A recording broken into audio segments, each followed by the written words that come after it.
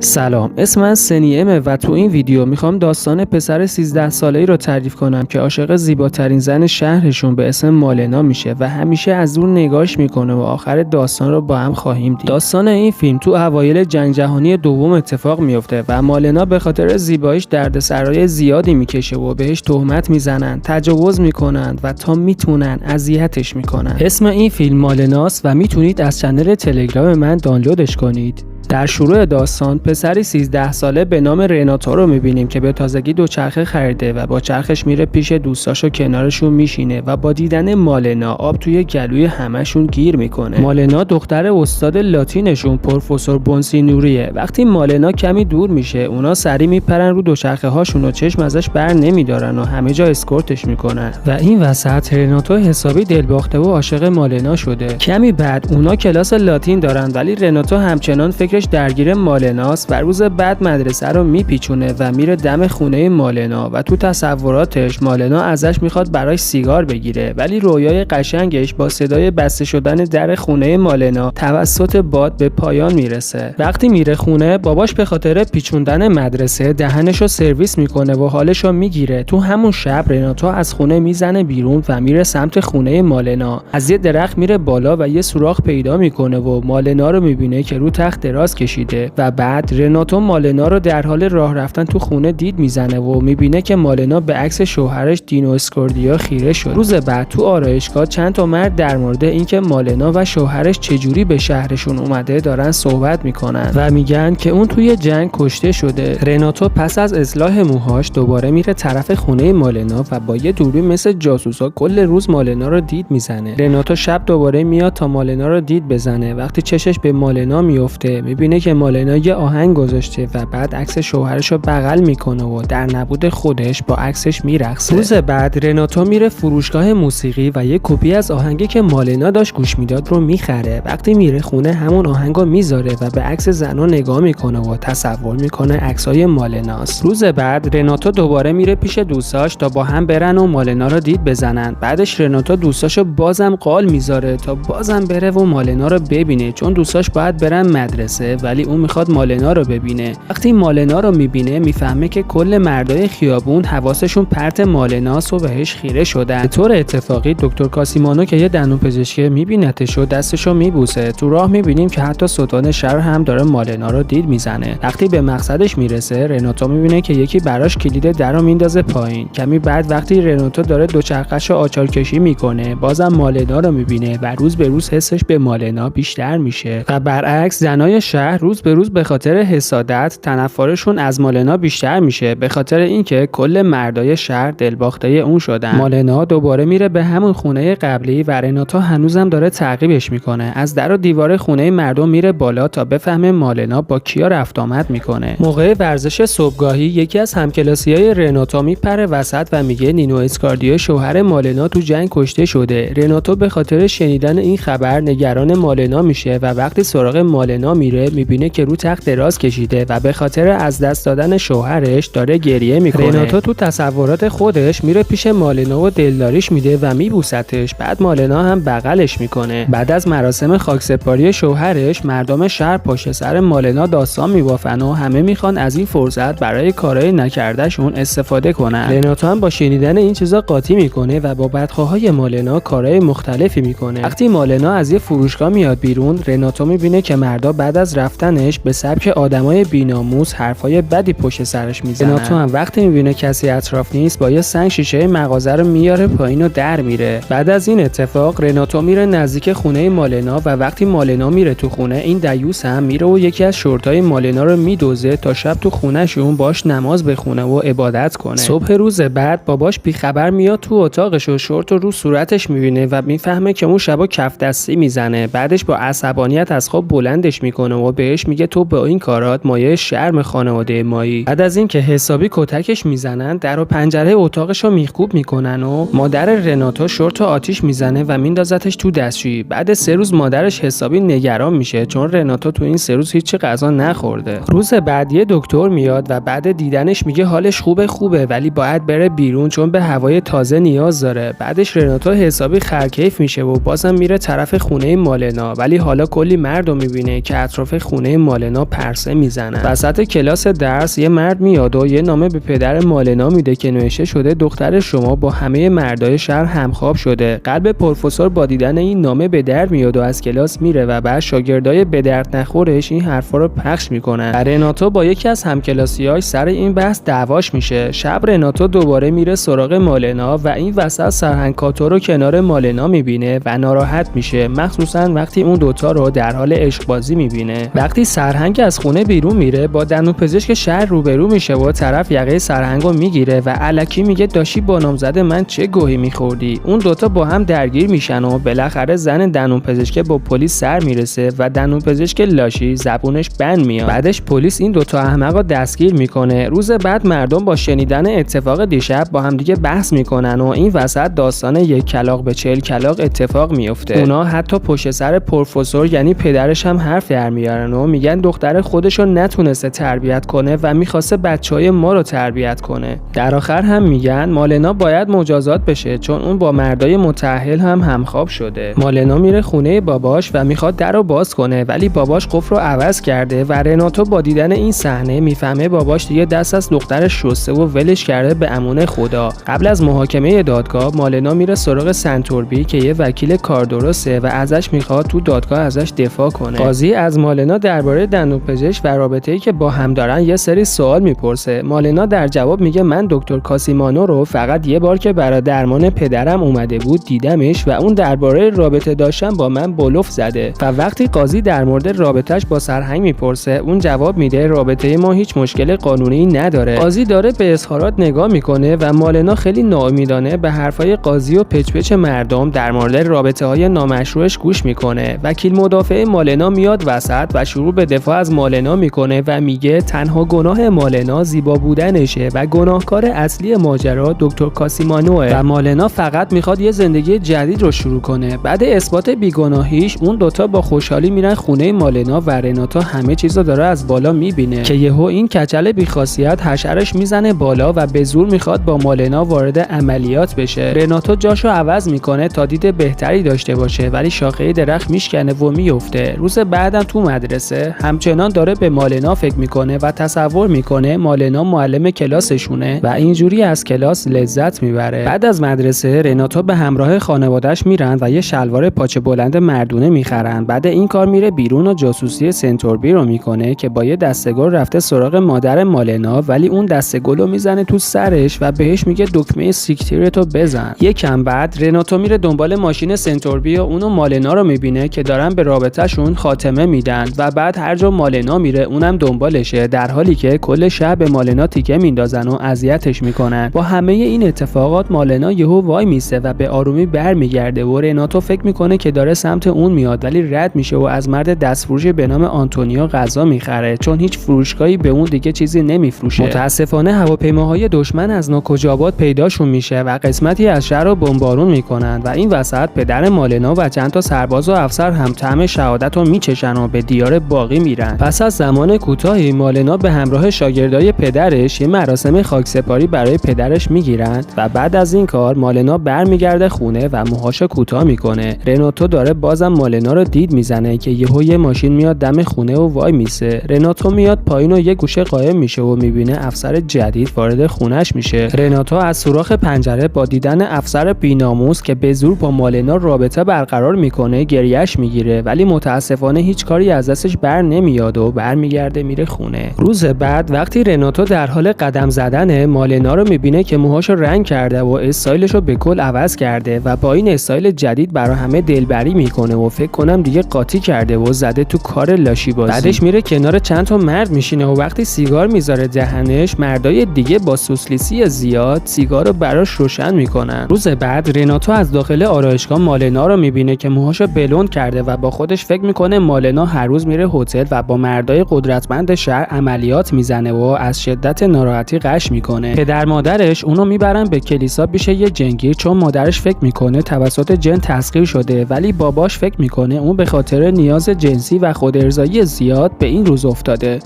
و بعدش اونو میبره پیش یه خاله تا مشکلش حل شه. رناتو هم با دقت یه دونه خوبش رو انتخاب میکنه و هر دو با هم به یه اتاق میرن تا عملیات رو شروع کنن. یهویی گروهی از زنا میرن به هتل و مالنا رو به زور میکشن بیرون و همه با هم حسابی کتکش میزنن و بعد موهاشو قیچی میکنن. رناتو هم مثل یه هویج وای میسه کنار و نمیتونه کاری انجام بده. مالنا بعد از کتک خوردن خونیمالی و کبود شده و با گریه محل رو ترک میکنه و بعد زنا اونو از شهر بیرون میندازن. کمی بعد رناتوی گوسفند که هیچ گوهی نمیتونه بخوره مالنا رو تو راه آهن در حال رفتن از شهر میبینه و بازم فقط مثل بز نگاش میکنه. کمی بعد تو شهر یه ماشین قرمز وای میسه و یه مرد میاد پایین. وقتی تو خیابون داره راه میره مردم میشناسنش و میفهمن که اون شوهر مالناست و خبر مرگش فقط یه شایعه بوده. رناتو شوهر مالنا رو تا دم خونش دنبال میکنه و نینو با دیدن یه سری پناهجو تو خونش به جای مالنا تعجب میکنه. رناتو همچنان ادامه میده تا وقتی که اون وارد یه دفتر میشه و رناتو میفهمه چه اتفاقی برای نینو افتاده و چه جوری نجات پیدا کرده، در حالی که همه توی شهر میگفتن اون شهید شده و داره با هوریا اشغال میکنه. نینو خیلی عاجزانه از افسر شهر میخواد بهش کمک کنن تا همسرش رو پیدا کنه و بعد برمیگرده خونه و رو مبل میشینه و حسابی رفته تو خودش که رناتو یه نامه از پنجره براش میندازه و سعی میکنه بفهمه کی نامه انداخته ولی نمیتونه بفهمه. با دیدن نامه میفهمه که مالنا در نبودش سختی زیادی کشیده. با توضیحات نامه تصمیم میگیره راه بیفته و تنهایی هر جوری که شده مالنا رو پیدا کنه. بعد گذشت چند ماه همه چی عادی میشه و رناتو رو میبینیم که بالاخره یه دوست دختر پیدا کرده، ولی ناگهان پشمای همه از دیدن نینو اسکوردیا که با همسرش مالنا دوباره به شهر برگشتن میریزه. مردم شهر مثل همیشه این دوتا زوج رو دید میزنند و اتفاقاتی که برای مالنا در گذشته افتاده بود رو فراموش میکنن. بعد از رسیدنشون مالنا میره خرید و بازم مردم دست از خیره شدن بهش بر نمیدارن. وقتی خریدای ملینا تموم میشه رناتو هم سر میرسه و از دور نگاش میکنه. تو راه برگشت کیسه میوه های مالنا میفته زمین و رناتو هم برای جمع کردنشون بهش کمک میکنه. بالاخره اینجا برای اولین بار و آخرین بار جرأت به خرج میده و باهاش صحبت میکنه و بعد مالنا ازش تشکر میکنه و با هم خداحافظی میکنن. پند داستان امروز این بود که اگه یه روز از یکی خوشتون اومد مثل گاو سرتون رو پایین نندازید و فقط نگاش کنید. هر طور شده یه گویی بخورید و حرف دلتون رو بهش بگید، چون اگه نگید فقط و فقط خودتون پاره میشید و حسرتش به دلتون میمونه و خاندانتون رو به چخ عظما میده.